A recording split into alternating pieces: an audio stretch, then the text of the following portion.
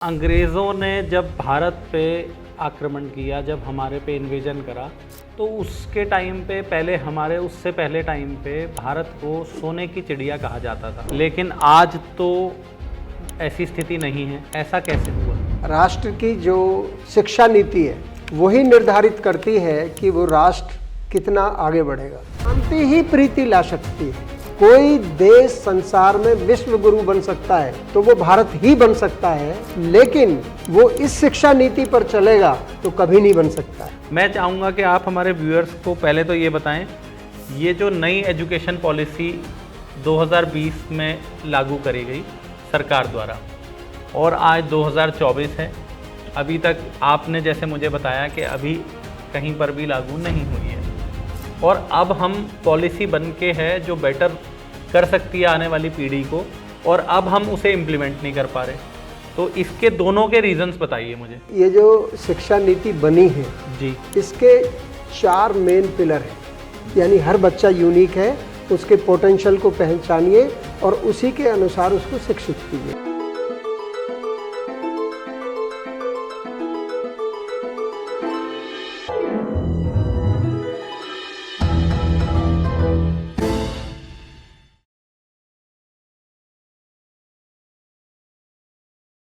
दोस्तों नमस्कार, मैं आपका दोस्त, आपका होस्ट राज भाटिया अपने podcast channel be the change को लेकर फिर आपके सामने हूँ।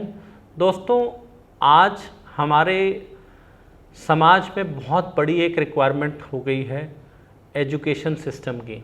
एजुकेशन सिस्टम हमेशा से ही एक बहुत क्रूशल रोल निभाता रहा है हम हर समाज में, लेकिन हमारे देश में पुराना एजुकेशन सिस्टम लागू था और आज उसको बदलने में सरकार अपनी कोशिश कर रही है। सरकार ने एक नई 2020 में नीति चालू करी, भारतीय शिक्षा नीति, जो पुरानी एजुकेशन पॉलिसी को चेंज करी गई। दोस्तों, इसी संदर्भ में हमारे साथ आज हमारे स्पेशल गेस्ट हैं डॉक्टर ऋषिपाल चौहान जी। डॉक्टर ऋषिपाल चौहान जी एक अपना स्कूल चलाते हैं और एक स्पेशल स्कूल है ये स्पेशल स्कूल क्यों है वो हम सर से अभी बात करेंगे और जानेंगे। आइए मिलते हैं ऋषिपाल चौहान जी से।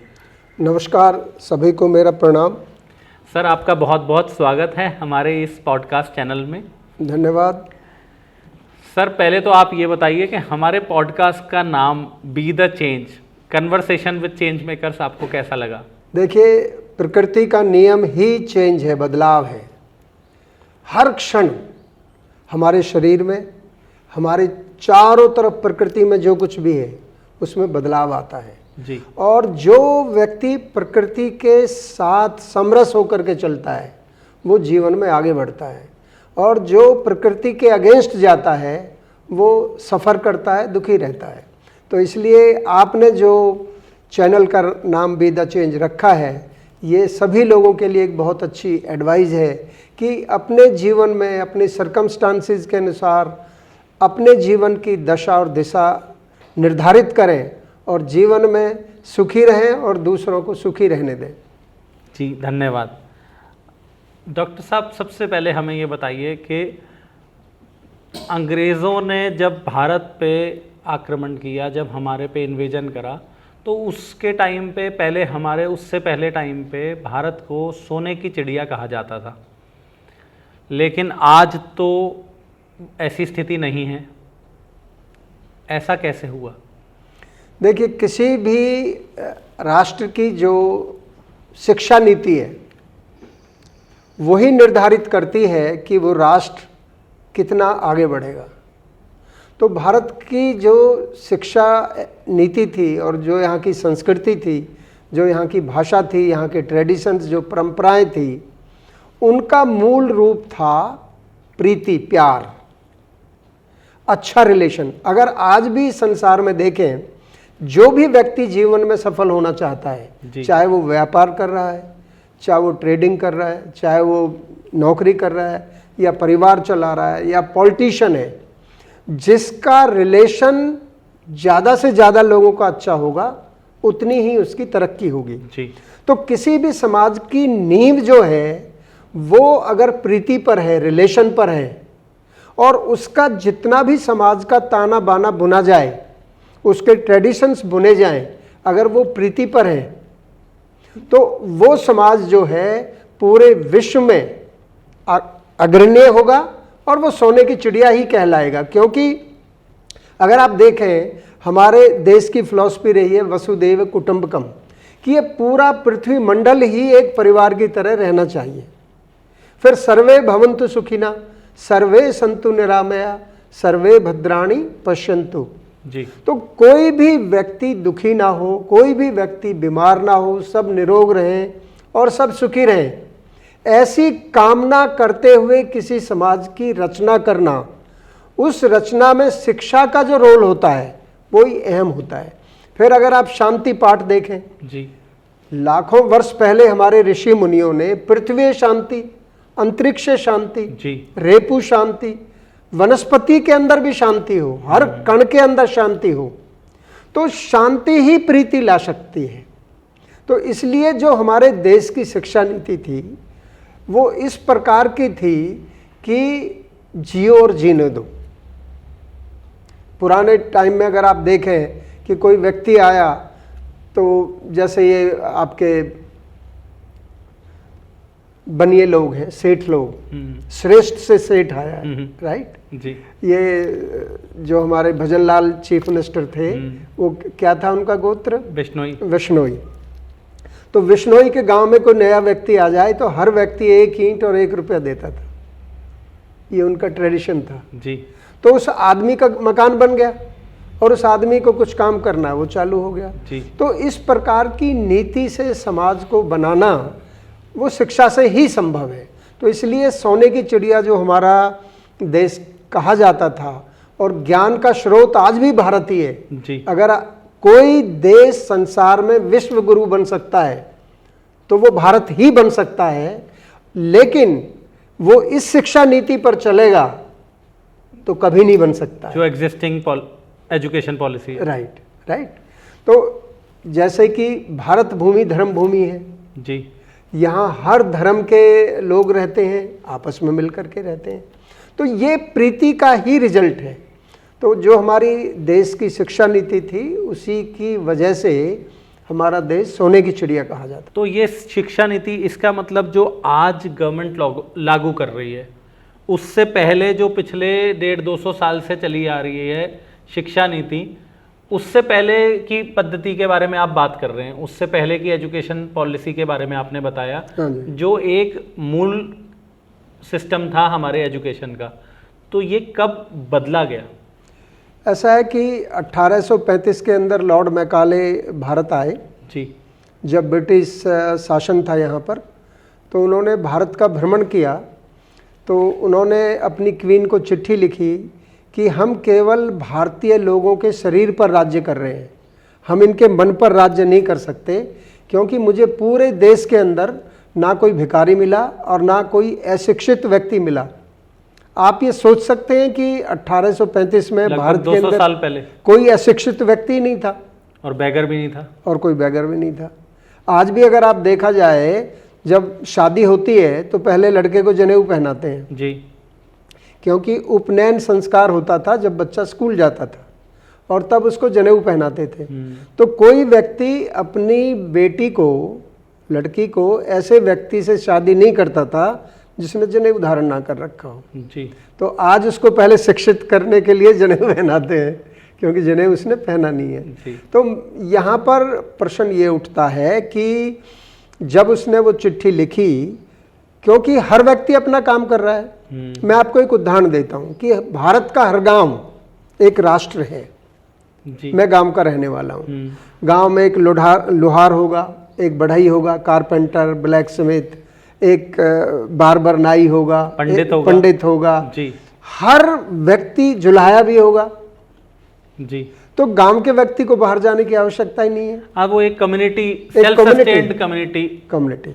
तो ब्रिटिश लोगों ने क्या किया कि एक इन्होंने एग्जाम भी रखा था जी कि भारत पर कैसे राज्य किया जाए। तो आपने अगर नाम सुना हो हरदयाल सिंह MA, तो उन्होंने कहा 3 घंटे का जो IAS का एग्जाम आज भी होता है जी। तो उसने कहा जब 1 मिनट रह जाए तो मुझे उठा देना, प्रैक्टिकली वो सो गया और जब 1 मिनट हुआ तो उसको जगाया तो उसने लिखा डिवाइड एंड रूल।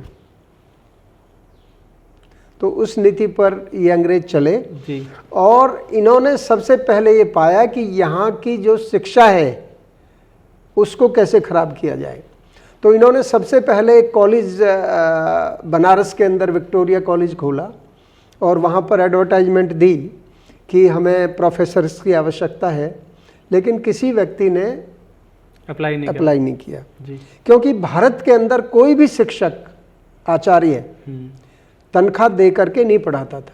तो भारत में 2 डिपार्टमेंट जो है हेल्थ और एजुकेशन ऐसे थे कि वैद्य जो है दवाई के पैसे नहीं लेता था और शिक्षक जो है पढ़ाई की तनख्वाह नहीं लेता था।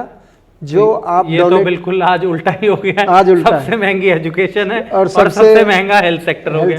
तो देखिए ये उसी का इफेक्ट मतलब वही उसी देश में जहां पर एक अध्यापक पैसे नहीं लेता था और एक चिकित्सक एक वैद्य पैसे नहीं लेता था, आज उसी देश में सबसे ज्यादा हम लोग इस चीज से सफर कर रहे हैं और शिक्षा नहीं मिल रही जी। देखिए, तो पहले हम ये बात खत्म कर लेते हैं। तो यहां से उन्होंने ब्राह्मणों को कहिए या शिक्षकों को कहिए भ्रष्ट करना शुरू किया जी। फिर उस कॉलेज के अंदर किसी विद्यार्थी ने एडमिशन नहीं लिया, स्टूडेंट ने, क्योंकि कोई भी विद्यार्थी ऐसे व्यक्ति से पढ़ना इंसल्ट समझता था जो तनख्वाह लेता हो। ये भारत था, इतना स्ट्रॉन्ग वैल्यूज थे, इतनी स्ट्रॉन्ग वैल्यूज थे। तो अब जब उन्होंने ये कहा कि भाई यहाँ पर केवल क्लर्क पैदा करो और इनके सोच की शक्ति को लिमिटेड कर दो, तो उन्होंने इंडस्ट्रियलाइजेशन ऑफ एजुकेशन कर दिया जी कि ये मैथ का टीचर है, ये साइंस का टीचर है, हिंदी का टीचर है, इसका ये सिलेबस है, इतने % नंबर आएंगे, ये होगा, राइट। तो मार्च में याद करो, अप्रैल में भूल जाओ। फिर नई किताब आ गई, फिर मार्च में याद करो, फिर अप्रैल में भूल जाओ। MA कर ली तो फिर हम लिखते थे dear sir with due respect I beg to state. तो अंग्रेजों के राज्य में अगर आपको छुट्टी भी चाहिए तो आप लिखोगे मैं भीख मांगता हूं जी, आई बैग टू स्टेट। अगर आपने एप्लीकेशन में बैग टू स्टेट नहीं लिखा तो आपकी एप्लीकेशन रिजेक्ट हो जाती थी। और एडमिनिस्ट्रेशन में उन्होंने 7 स्टेप एडमिनिस्ट्रेशन बनाया, आज भी वही है कि आप क्लर्क को दोगे, फिर उस पर जाएगा, फिर टेबल बाय टेबल, और सब जगह आप हाथ जोड़ोगे, गड़गड़ाओगे, रिश्वत दोगे, तो आपके ब्लड के अंदर जो है स्लेवरी आ जाएगी। आप समझ गए ना? समझ रहे हैं। तो वो उन्होंने जो है इस प्रकार की शिक्षा नीति हमारे देश में लगाई और सबसे ज्यादा नुकसान इसका आजादी के बाद हुआ जी। आप ये देखिए कि हमारे जो फोर फादर्स थे, बुजुर्ग थे, उन्होंने हमारी संस्कृति का ह्रास विनाश नहीं होने दिया।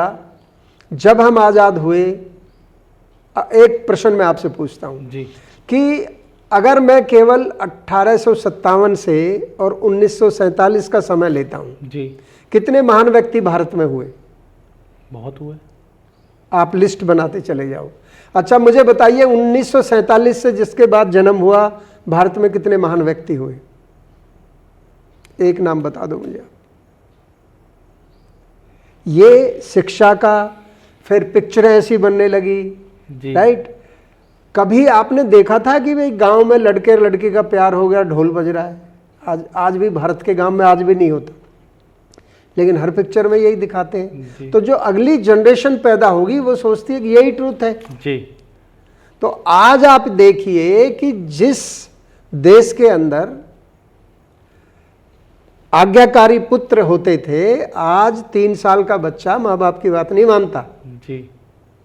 अगर आज भारत की सबसे बड़ी समस्या है तो ये है कि बच्चे सुनते नहीं हैं, बच्चे जंक फूड खाते हैं जी। बच्चे एरोगेंट हो गए हैं, बच्चा उल्टा जवाब देता है, बच्चे की हेल्थ खराब हो गई है, बच्चों के हार्ट अटैक होने लगे हैं, उनके पेट निकले हुए हैं, उनके चश्मे लगे हुए हैं, राइट। जो कि हमारे देश में तो ये चीजें थी, होती ही नहीं थी, दूर दूर तक नहीं थी।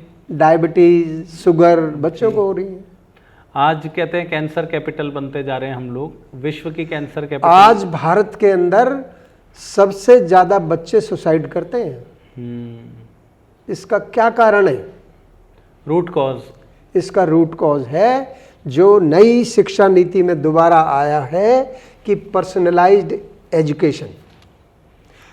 हमारे यहाँ जो है nurturing the society with the knowledge of self, सब ज्ञान के द्वारा ही समाज का पोषण करना। सब ज्ञान का मतलब पहले अपने आप को समझो, मेरी क्या बात पित्त का बॉडी कॉन्स्टिट्यूशन क्या है, मेरी बुद्धि किस प्रकार की है, मेरा स्वभाव किस प्रकार का है जी, मैं किस प्रकार के लोगों में उठना बैठना अच्छा समझता हूँ।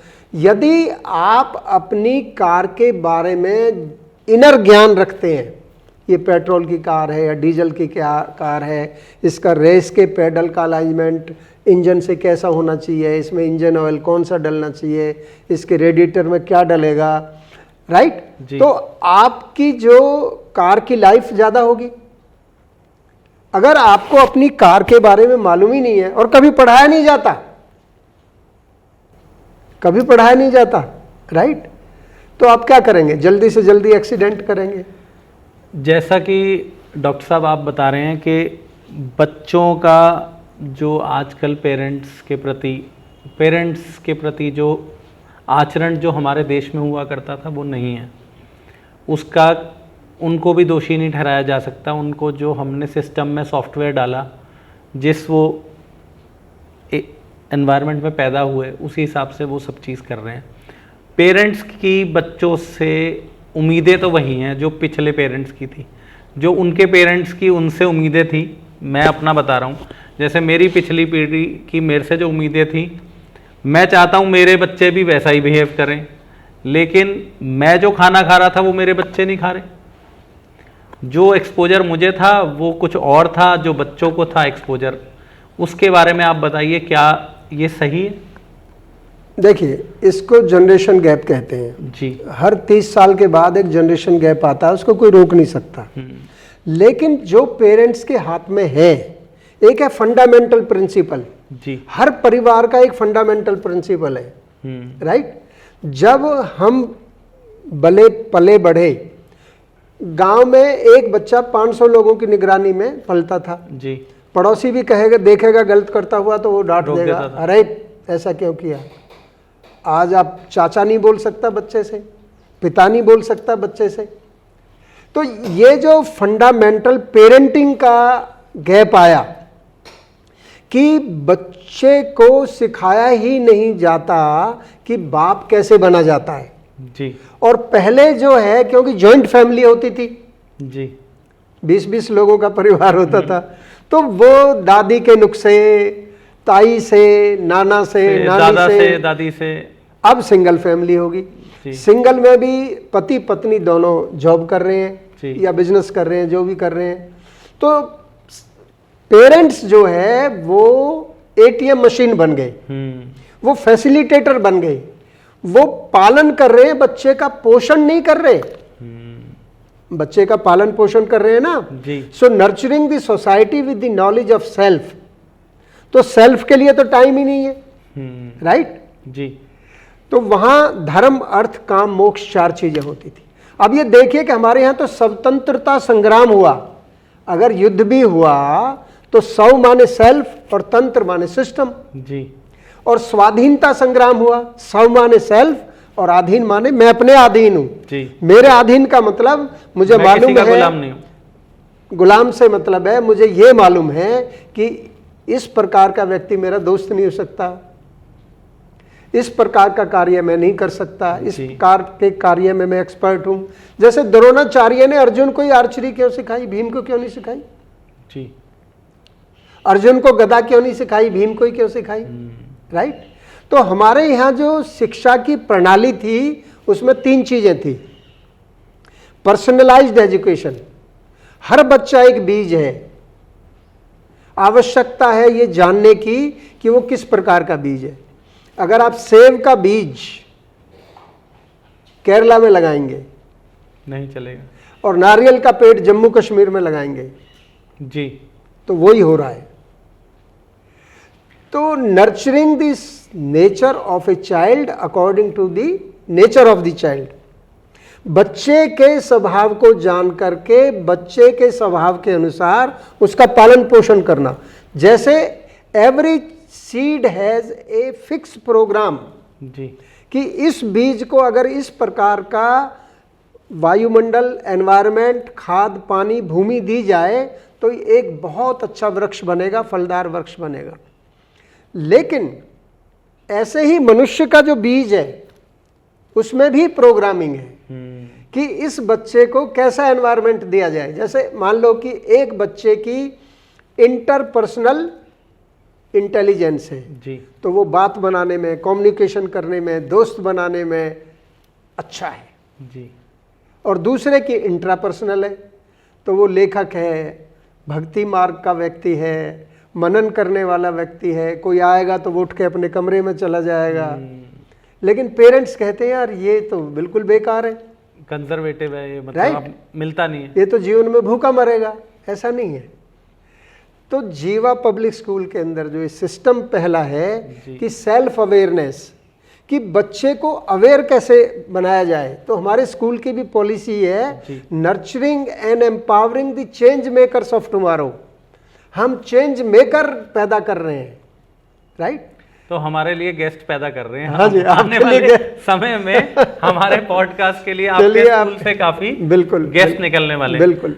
तो डॉक्टर चौहान सर, आप बहुत ही बढ़िया शब्दों में, आसान शब्दों में हमें समझा रहे हैं। मैं चाहूँगा कि आप हमारे व्यूअर्स को पहले तो ये बताएं, ये जो नई एजुकेशन पॉलिसी 2020 में लागू करी गई सरकार द्वारा और आज 2024 है, अभी तक आपने जैसे मुझे बताया कि अभी कहीं पर भी लागू नहीं हुई है।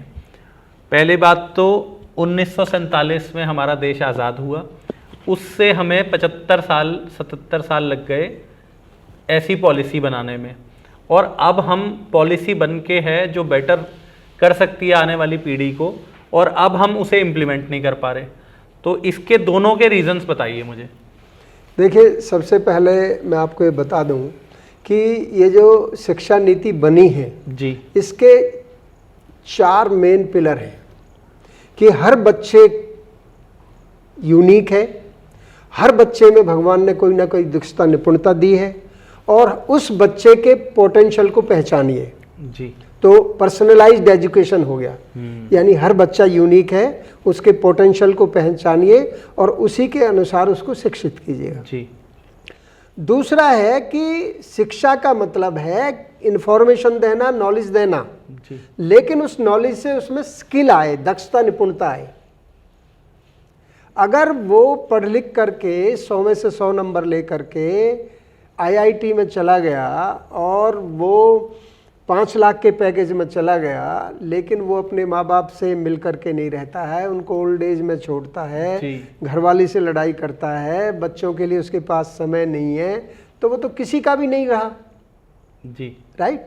तो दूसरा है कि उसमें वो स्किल आए, वो दक्षता, निपुणता आए कि मैं क्यों शिक्षित हुआ हूँ।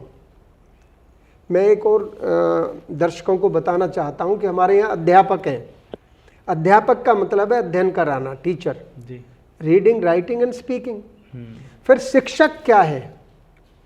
जैसे गुरु गोविंद सिंह ने पंच प्यारे सिख, सिख शब्द कहाँ से आया? सीख, सीखना, यानी कि प्रैक्टिकल ज्ञान को प्राप्त करना, सिखाना। जी, सो सिख से ही सिख धर्म आया है, क्योंकि सीखने वाले हैं, डिसाइपल हैं, गुरु की बात मान करके चलते हैं। राइट, पंच प्यारे हैं। जी, राइट। अब ज्ञान तो दे दिया लेकिन स्किल आई नहीं, तो कहता अब मैं क्या करूं? यानी कि अनपढ़ माँ बाप ने बच्चे को लोन लेके पढ़ाया, MA करने के बाद बच्चा पूछता है पिताजी अब मैं क्या करूं? ये तो बड़ी एक कॉमन प्रॉब्लम है। कॉमन प्रॉब्लम है, जी, क्योंकि उसमें कोई दक्षता है ही नहीं। फिर हमारे यहाँ तो आचार्य होते थे, वो पढ़ाते थे, सिखाते थे और उस पर आचरण करके खुद दिखाते थे और उसको चलाते थे। जी, तो ये डिफरेंस है नई शिक्षा नीति और जो हमारी पिछली शिक्षा नीति थी, कि इसमें हम आचरण भी करना सिखाएंगे, वैल्यूज देंगे, लर्निंग टू लर्न, सीखा कैसे जाए, how to become well adjusted member of the society.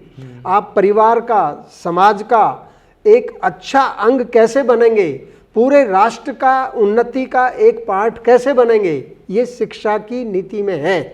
अब जो नीति लागू अब जो हो रही नीति आई है। पर लेकिन मेरा सवाल आपसे यही है डॉक्टर चौहान कि 1947 से 70-75 साल क्यों लग गए हमें ये पॉलिसी तक पहुंचने में?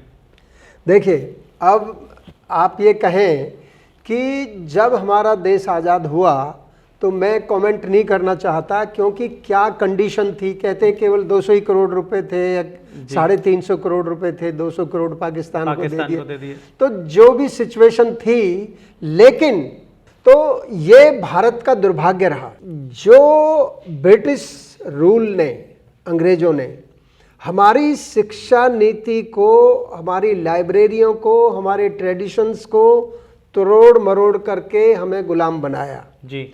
सबसे पहला यही डिसीजन होना चाहिए था कि हम अपनी शिक्षा नीति को वापस उन्हीं प्रिंसिपल्स पर लाएं जी।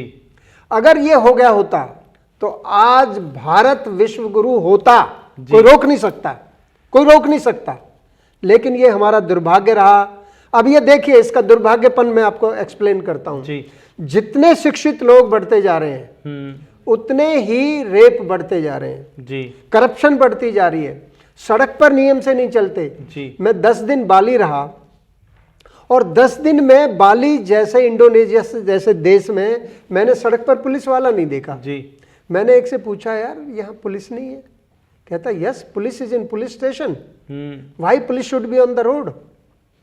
और मैंने ये भी देखा कि 12 फीट की सड़क है, ये लंबी लाइन लगी है, ये खाली है, लेकिन एक आदमी स्कूटर वाला, पैदल वाला इधर से निकल के इधर, यहाँ हर चौराहे पर आपको गाड़ी फंसाएंगे लोग, और वो सब शिक्षित लोग हैं, कोई अनपढ़ व्यक्ति नहीं है। जिसे आज कहा जाए कि पढ़े लिखे अनपढ़, पढ़े लिखे कुबड्ड, गांव की भाषा में बोल रहा हूँ कि ये पढ़ लिया गुणा नहीं है जी। ये पढ़ तो लिया, गुणा नहीं है। इसका मतलब ये है कि इसने उस ज्ञान को प्रैक्टिकली अपने जीवन में प्रयोग नहीं किया, अप्लाई नहीं कर रहे। आपने तैरना पढ़ लिया, लेकिन तैरना आपको आता नहीं है जी। अगर आपको तैरना आता है तो आप तैरना पढ़ा भी सकते हैं और दूसरों को सिखा भी सकते हैं, और आप तैरने पर बोल भी सकते हैं। लेकिन भारत की शिक्षा नीति आपको तैरना पढ़ा देगी, ना आप उस पर बोल सकते हो, ना आप किसी को तैरना सिखा सकते हो, ना खुद तैरना जानते हो। ये डिफरेंस है भारत की नई शिक्षा नीति और उस शिक्षा नीति में, और जो हमारे देश की पुरातन शिक्षा नीति थी जी। तो डॉक्टर साहब, हमें ये बताइए कि आज हम 2024 में खड़े हैं, आज स्थिति क्या है एजुकेशन सिस्टम की? क्या ये नई पॉलिसी हम लागू कब तक कर पाएगी सरकार, और इसमें क्या क्या चैलेंजेस आ रहे हैं? तो कल ही जो है ये सेमिनार हुई हमारे जीवा स्कूल में। दरअसल मैं कहीं पर बैठा हुआ था दिल्ली में इसी अगस्त के फर्स्ट वीक में, और वहाँ पर शिक्षा के ऊपर कोई चर्चा हुई, तो मैंने अपने स्कूल के बारे में बताया जी। तो उन्होंने कहा कि भाई क्यों ना आपके घर में स्कूल में एक ऐसी वेबिनार की जाए ताकि पूरे देश को मालूम चले कि शिक्षा नीति को कैसे लागू किया जाए जी। तो नेशनल ओपन स्कूल ने 10 अगस्त से 25 अगस्त तक 2 वेबिनार 11 से 12 और 3 से 4 दी, क्योंकि इसके 26 चैप्टर हैं जो पाठ्यक्रम है, कैरिकुलम है, नेशनल कैरिकुलम फ्रेमवर्क। तो 26 एक्सपर्ट लोगों ने इसको एक्सप्लेन किया, और फिर लास्ट में ये बताया कि अगर आपको ये देखना है कि इसको प्रैक्टिकली कैसे एग्जीक्यूट किया जाए, तो आप जीवा स्कूल में 27 को आइए। तो इसका यही था कि vision, bridging vision with action जी। ये जो विजन बनाया नई शिक्षा नीति का, राष्ट्रीय शिक्षा नीति का, इसको एक्शन में कैसे लाया जाए और इसके बीच में पुल कैसे बनाया जाए। तो जीवा ने वो कल पूरा डेमो दिया। देखिए, मिट्टी की बैटरी से बल्ब हमारे बच्चों ने जलाया, मिट्टी की बैटरी, और बच्चे चरखा नहीं चला रहे हैं, खड्डी में कारपेट बुन रहे हैं जी, और मिट्टी के कुल्हड़ बना रहे हैं, ब्लॉक प्रिंटिंग कर रहे हैं, स्क्रीन प्रिंटिंग कर रहे हैं, ज्वेलरी बना रहे हैं, राइट जी। लेकिन साथ में ड्रोन बना रहे हैं, रोबोट बना रहे हैं, एक रोबोट नमस्ते कर रहा है, एक रोबोट शेक हैंड कर रहा है, राइट। फिर अपने आप को जानने के लिए वात पित्त कफ टेस्ट हो रहा है, बुद्धि टेस्ट हो रहा है। 8 प्रकार की इंटेलिजेंस होती है हर बच्चे में। तो आपके बच्चे की कौन सी इंटेलिजेंस स्ट्रॉन्ग है, कौन सी वीक है। हमारे शास्त्रों के अनुसार 9 प्रकार की प्रकृति नेचर स्वभाव होता है। आपका एडवेंचरस नेचर है या एंटरप्रेन्योर नेचर है, एजुकेटिव नेचर है, एडमिनिस्ट्रेटिव नेचर है, एंटरटेनिंग नेचर है, कौन सा नेचर है जी। तो इसके अनुसार ही आप फिर चूज करेंगे कि मैं कौन से सब्जेक्ट पढ़ूं। लता मंगेशकर अगर गाना ना गा रही होती तो क्या कर रही होती जी। तो अगर आप अपने बच्चे को वकील बनाना चाहते हैं तो उसकी लिंग्विस्टिक इंटेलिजेंस हाई होनी चाहिए, उसकी इंटरपर्सनल इंटेलिजेंस हाई होनी चाहिए और उसकी प्रोटेक्टिव नेचर होनी चाहिए। उसके अंदर ये भाव होना चाहिए कि यार इसके साथ गलत हुआ है, मैं इसके राइट्स को प्रोटेक्ट कराऊं जी। तो लेकिन किसी को पता ही नहीं है कुछ भी। तो ये हमने सिस्टम पूरा तैयार किया कि बच्चों में स्किल कैसे आए, बच्चे अपने आप को कैसे पहचाने। तो पहला था सेल्फ अवेयरनेस, दूसरा है सेल्फ मास्टरी। तो जब बच्चा रोज स्वाध्याय करता है हमारे स्कूल में और वो ये देखता है कि मेरी यहाँ कमी है, तो दिनचर्या के नियम से वो उसको दूर करता है, तो सेल्फ मास्टरी होगी। डॉक्टर साहब हमें ये बताइए कि आपने जैसे ये कहा कि आपके स्कूल में तो ये मेरे हिसाब से जब ये सरकार लागू करने जा रही है उससे पहले ही आप अपने स्कूल में ये लागू कर चुके हैं, जिसका हमें प्रमाण मिल जाएगा बहुत जल्दी। ये बताइए कि आने वाले 5 या 10 साल में क्या आपको ऐसा लगता है कि हमारे भारत के सभी स्कूलों में आपको दिख रहा है, ये आप विजन कर सकते हैं कि इसको इम्प्लीमेंट कर लिया जाएगा? तो भारत सरकार कहती है कि 2030 मैं भारत सरकार से रिक्वेस्ट करता हूं कि मैं पूरे देश में इसको लागू करने के लिए तैयार हूं, सरकार मेरे साथ आए जी। और कल जितने भी स्कूल आए, जैसे डीपीएस के चेयरमैन हमारे यहाँ विजिट करने के लिए आए जी, सलमान खुर्शीद जी, उन्होंने कहा मैं दोबारा आऊँगा और पूरे डीपीएस में इसको लागू करूँगा जी। बहरीन से जहाँ वो सीबीएसई स्कूल चलते हैं वहाँ के एक ओनर आए जी। वहाँ बहरीन से 6 लोगों ने इसको ऑनलाइन ज्वाइन किया हुआ था। जी। जो जेपी गॉड के 28 स्कूल हैं, ग्रुप ऑफ स्कूल हैं, उनके डायरेक्टर आए। तो अब ये एक बात बाजार में गई है, टीवी में न्यूज आई है, अखबारों में न्यूज आई है, तो हम इसको देश में पूरे में लगाने के लिए तैयार हैं, राइट। और ये 5 साल के अंदर मैं देखना चाहता हूं कि पूरे देश के अंदर ये शिक्षा नीति आए और हमारा देश, हमारी आगे आने वाली पीढ़ी दोबारा उसी चरित्रवान रास्ते पर आए, अपनी प्रकृति के अनुसार अपना प्रोफेशन चूज करे और मिलकर के रहे और खुद विकसित हो और पूरे विश्व को विकसित बनाए और विश्व गुरु बने और दोबारा भारत सोने की चिड़िया कहलाए। दोस्तों, ये थे हमारे साथ डॉक्टर ऋषिपाल चौहान जी, जिनका एक बहुत ही अहम रोल है आने वाले समय में एजुकेशन सिस्टम जो हमारे देश में इम्प्लीमेंट होगा। कोई मानेगा या नहीं मानेगा, हम आपको आज बता रहे हैं कि डॉक्टर ऋषिपाल चौहान जी का एक बहुत बड़ा रोल है और जो इसे बड़ी ईमानदारी से और बहुत ही मन से इसके लिए काम के लिए एज अ मिशन लेकर चल रहे हैं और अपने स्कूल में पहले से ही ये चीज़ें इम्प्लीमेंट करी हैं। तो मेरा इनको बहुत बहुत साधुवाद। और सर, मैं चाहूँगा कि आप इतनी ही हिम्मत से, इतनी ही शिद्दत से लगे रहें और आने वाला सवेरा, आने वाला भारत हमारे ऐसे ही चेंज मेकर्स की वजह से बदलने वाला है। और मैं चाहता हूं कि सरकार तक अगर हमारी बात पहुंचे तो सरकार भी जितना कोशिश करे इस गैप को ब्रिज करे और ऐसे लोगों को अपने साथ मिलाए ताकि हमारे आने वाली जो जनरेशन है, आने वाले बच्चे जो स्कूल में जाएंगे वो एक नए स्टाइल से एजुकेशन लें, उनका माइंडसेट बिल्कुल डिफरेंट हो, एक स्किल डेवलपमेंट पे काम करें ताकि भारत फिर से सोने की चिड़िया बन सके। इसी के साथ हम आपको सबको आज के लिए अलविदा कहते हैं और मेरा आप सबसे फिर से एक रिक्वेस्ट है कि हम बहुत कोशिश कर रहे हैं, मैं और मेरी टीम, कि हम आपको कुछ ऐसे आम जीवन से जुड़े मुद्दों पर आपकी थोड़ी नॉलेज बढ़ाएं। अगर आपको ऐसा लगता है कि मेरे पॉडकास्ट में आपको थोड़ा सा ज्ञान किसी भी टॉपिक पर बेटर हो रहा है तो हम लोग पूरा दिन बहुत सारी चीज़ें फॉरवर्ड करते हैं। मैं चाहता हूं कि आप ऐसे गेस्ट जैसे हमारे चौहान सर हमारे साथ बैठे हैं, ऐसे गेस्ट की बातों को भी आगे फैलाएं, ताकि एक चेंज के लिए एक चेन बने, और एक ये चेन बनेगी तो हो सकता है कि जो पॉलिसी मेकर्स हैं उनके तक भी ये बात पहुंचेगी, और हम अपना एक छोटा सा योगदान बिल्डिंग नेशन, हम फिर से अपने देश को एक सोने की चिड़िया बनाने के लिए हम एक छोटा सा ये योगदान कर सकते हैं। बहुत बहुत धन्यवाद। धन्यवाद, नमस्कार।